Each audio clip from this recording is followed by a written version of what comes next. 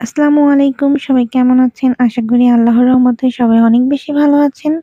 আমরাও আল্লাহর রহমতে ভালো আছি। সবাইকে ওয়েলকাম জানাচ্ছি শিউলির শখের রান্নাঘরে। আজকে আমি আপনাদের সাথে শেয়ার করব রেড ভেলভেট স্পঞ্জ কেকের রেসিপি। প্রথমেই বলে রাখি এটা কিন্তু রেড ভেলভেট কেকের অথেন্টিক রেসিপি না। নরমালি আমরা আশেপাশের শপগুলো থেকে যে সকল রেড ভেলভেট কেক খেয়ে থাকি, এটা মূলত সেই রেসিপি। আশা করি আমার আজকের রেসিপি আপনাদের কাছে ভালো লাগবে। ভালো লাগলে আমার চ্যানেলটা সাবস্ক্রাইব করে আমার পাশেই থাকবেন। আর যারা আগেই সাবস্ক্রাইব করে আমার পাশে আছেন তাদেরকে অসংখ্য ধন্যবাদ। তাহলে চলুন শুরু করা যাক। কেক তৈরি করার জন্য প্রথমেই আমাদের সব শুকনো উপকরণ একসাথে করে চেলে নিতে হবে। এজন্য একটা শুকনো বাটির উপরে প্রথমে আমি একটা চালনি বসিয়ে দিলাম। এখন এর মধ্যে আমি দিয়ে দিব 3/4 কাপ ময়দা। 1/4 কাপ দিয়ে ৩ বার মেপে নিলেই কিন্তু 3/4 কাপ হয়ে যাবে। ময়দাটা যখন মেপে নিবেন তখন কিন্তু ময়দা একদম চেপে, চেপে ভরে মেপে নেওয়া যাবে না। ময়দাটাকে সামান্য পরিমাণ ঝেড়ে নিয়ে এরপর ময়দাটাকে মেপে নিবেন। এরপর নিয়ে নিলাম 1/2 টেবিল চামচ পরিমাণ কোকো পাউডার। আমি এখানে মালয়েশিয়ান ব্র্যান্ডের কোকো পাউডারটা ব্যবহার করেছি। রেড ভেলভেট কেক তৈরি করার সময় চেষ্টা করবেন একটু লাইট ওয়েট কোকো পাউডার ব্যবহার করতে। এরপর দিয়ে দিয়েছি ১ চা চামচ পরিমাণ বেকিং পাউডার আর 1/2 চা চামচ পরিমাণ বেকিং সোডা। আর 1/2 চা চামচ পরিমাণ দিয়ে দিয়েছি ভ্যানিলা পাউডার আর সামান্য পরিমাণ লবণ দিয়েছি। যাদের কাছে ভ্যানিলা পাউডার নেই তারা ভ্যানিলা এসেন্সটা ব্যবহার করবেন। সেক্ষেত্রে ডিমের ফোমের সাথে ভ্যানিলা এসেন্সটা ব্যবহার করতে হবে। এরপর শুকনো উপকরণ খুব ভালোভাবে একটু চেলে নিব। চেলে নেওয়ার পর শুকনো উপকরণটা খুব ভালোভাবে মিশিয়ে একটি সাইডে ঢাকনা দিয়ে রেখে দিব। এরপর ডিমের ম্যারাং তৈরি করার জন্য আমি একটা শুকনো বোলের মধ্যে রুমের স্বাভাবিক তাপমাত্রায় থাকা ৩ টা ডিম নিয়ে নিচ্ছি। আমি ডিমের কুসুম আর সাদা অংশ আলাদা করছি না। আপনারা চাইলে আলাদা করেও বিট করতে পারেন। আর ডিমটা যদি ফ্রিজে থাকে অবশ্যই ১ ঘন্টা আগে ডিমটাকে বের করে নিবেন। এরপর এই ডিমের মধ্যে আমি দিয়ে দিব 1/2 কাপ প্লাস ১ টেবিল চামচ পরিমাণ চিনি। আমি এখানে নরমাল যে চিনিটা আছে সেই চিনিটাই ব্যবহার করেছি। আপনারা চাইলে গুঁড়ো চিনিটাও ব্যবহার করতে পারেন। সেক্ষেত্রে মেপে নিয়ে এরপর ব্লেন্ডারে গুঁড়ো করে নিবেন।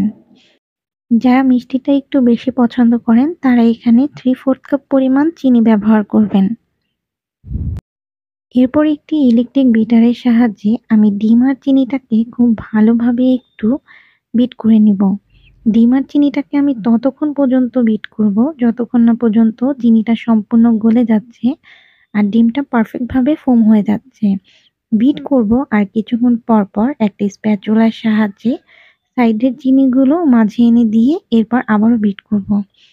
বিট করতে, করতে যখন দেখবেন ডিমের ফোমটা এ পর্যায়ে চলে আসছে আর বিটারের সাহায্যে কিছু লিখলে লিখাটার সাথে, সাথে দেবে না গিয়ে কিছুক্ষণ স্থায়ী থাকছে তখন বুঝতে পারবেন ডিমের ফোমটা একদম পারফেক্ট হয়েছে। এরপর এই ডিমের ফোমের মধ্যে আমি দিয়ে দিব ৩ টেবিল চামচ পরিমাণ সয়াবিন তেল। আপনারা চাইলে তেলটা পুরোপুরি স্কিপ করতে পারেন। এরপর 1/2 চা চামচ দিয়ে দিব হোয়াইট ভিনেগার আর 1/2 টেবিল চামচ পরিমাণ দিয়ে দিব রেডম্যান ব্র্যান্ডের স্ট্রবেরি রেড কালার। এ পর্যায়ে আপনারা ভ্যানিলা এসেন্সটা ব্যবহার করবেন। যেহেতু আমি ভ্যানিলা পাউডারটা ব্যবহার করেছি তাই এখানে আমি ভ্যানিলা এসেন্সটা ব্যবহার করলাম না। এরপর ইলেকট্রিক বিটারের সাহায্যে আমি ২০ থেকে ৩০ সেকেন্ডের মতো বিট করে সবকিছু খুব ভালোভাবে মিশিয়ে নিব। এর চেয়ে বেশি কিন্তু বিট করা যাবে না। এর চেয়ে বেশি বিট করলে ডিমের এই ফোমটা নষ্ট হয়ে যাবে। সবকিছু মিশে যাওয়ার পর আমি বিটারটা অফ করে দিলাম। এখন এর মধ্যে আমি সব শুকনো উপকরণ মিশিয়ে নিব। এজন্য আবারও একটা চালনি নিয়ে নিলাম। এখন আমি শুকনো উপকরণের কিছুটা দিয়ে দিচ্ছি। দিয়ে খুব ভালোভাবে মিশিয়ে নিব। খুবই আলতো হাতে মিশিয়ে নিতে হবে। যেহেতু এটা স্পঞ্জ কেক তাই খুবই আলতো হাতে মিশিয়ে নিতে হবে। একদিকে ঘুরিয়ে, ঘুরিয়ে কাট অ্যান্ড ফোল্ড মেথডে সবকিছু খুব ভালোভাবে মিশিয়ে নিতে হবে। ভিডিওটা অনেক বড় হয়ে যাবে এইজন্য আমি একটু ফাস্ট করে দিয়েছি। কিন্তু আমি খুবই আলতো হাতে মিশিয়ে নিয়েছি। অনেকে ডিমের ফোম ঠিকই তৈরি করে কিন্তু এই পর্যায়ে এসে খুব দ্রুত মিশাতে গিয়ে ডিমের ফোমটা নষ্ট করে ফেলে, যার ফলে কেকটা ভালোমতো ফুলে না। আমার মিশিয়ে নেওয়া হয়ে গেছে। আমি আপনাদের দেখিয়ে দিচ্ছি কেকের ব্যাটারটা ঠিক কিরকম হয়েছে। এখন এই কেকের ব্যাটারটা আমি মোল্ডে ঢেলে নিব। আমি এখানে ৮ ইঞ্চি সাইজের একটি হার্ট শেপের মোল্ড নিয়েছি। আপনারা চাইলে ৯ ইঞ্চির মোল্ডও ব্যবহার করতে পারেন। সেক্ষেত্রে কেকটা একটু ফ্ল্যাট হবে। সম্পূর্ণ ব্যাটারটা আমি মোল্ডের মধ্যে ঢেলে দিচ্ছি। ঢেলে একটা কাঠির সাহায্যে খুব ভালোভাবে একটু ফ্লাপ করে নিব। এতে করে ভেতরের যে এয়ার বাবলস থাকবে সেগুলো নষ্ট হয়ে যাবে এবং কেকের উপরের সারফেসটাও সমান হয়ে যাবে। আর কেক মোল্ডের মধ্যে আমি বেকিং পেপার বিছিয়ে নিয়েছিলাম।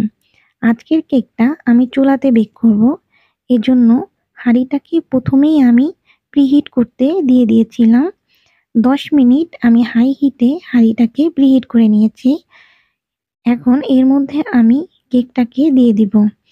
কেকটাকে দিয়ে ঢাকনা দিয়ে ঢেকে দিব।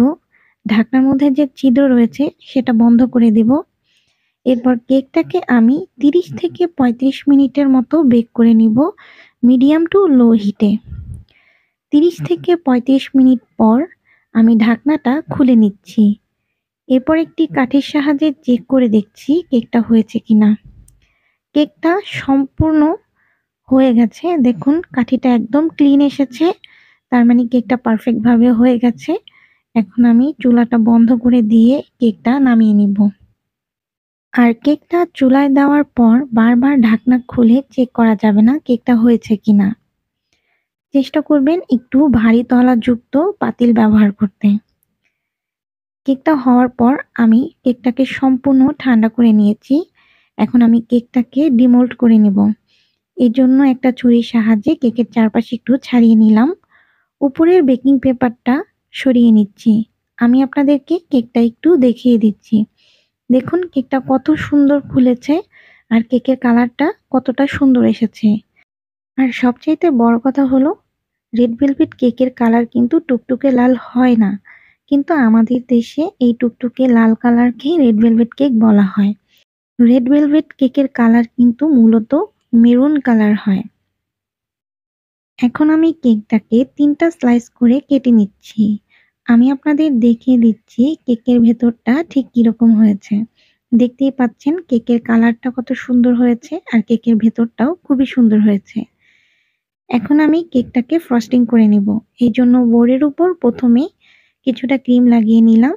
এরপর একটা কেকের লেয়ার বসিয়ে দিয়ে তার মধ্যে সুগার সিরাপ দিয়ে দিচ্ছি। এরপর এর মধ্যে ক্রিম দিয়ে দিব। ক্রিমের পরে সবগুলো লেয়ার একে একে একইভাবে বসিয়ে দিব। এটা যেহেতু স্পঞ্জ কেক তাই এখানে অবশ্যই সুগার সিরাপ ব্যবহার করতে হবে।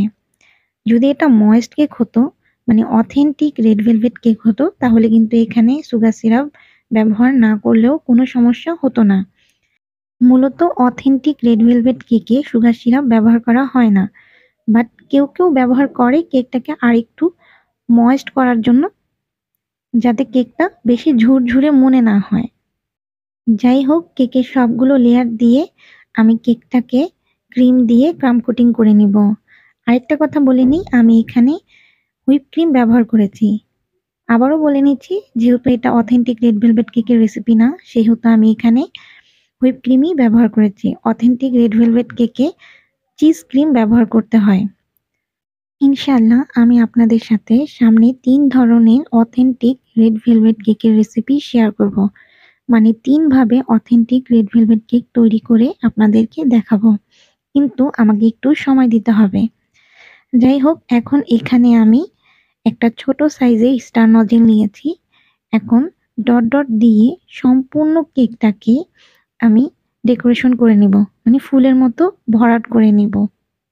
আর আপনাদেরকে একটা টিপস দিয়ে দিই, আপনারা যখন এইরকম গাঢ় কালারের ক্রিম দিয়ে কেক ডেকোরেশন করবেন, মানে যারা কেক সেল করেন তারা অবশ্যই কাস্টমারকে বলে নিবেন যে রেড কালার বা যেকোনো গাঢ় কালারের ক্রিম কিন্তু হাতে লেগেই আসবে। যত ভালো ব্র্যান্ডের কালারই আপনারা ব্যবহার করেন না কেন হাতে লেগে আসবেই। তো অনেকেই হচ্ছে হাতে লেগে আসলে এটাকে সমস্যা মনে করে। তাই আপনারা যখন এইসব কেকের অর্ডার নিবেন তখন বলে দিবেন যে এই কেকের ক্রিমটা কালারটা হাতে লেগে আসবে। তাহলে আর কোনো সমস্যা হবে না।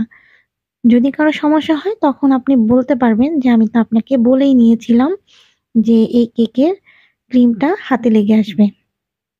এরপর মডেলিং চকলেট দিয়ে কিছু টপার আমি তৈরি করে রেখেছিলাম। সেগুলোই আমি কেকের উপরে বসিয়ে দিচ্ছি।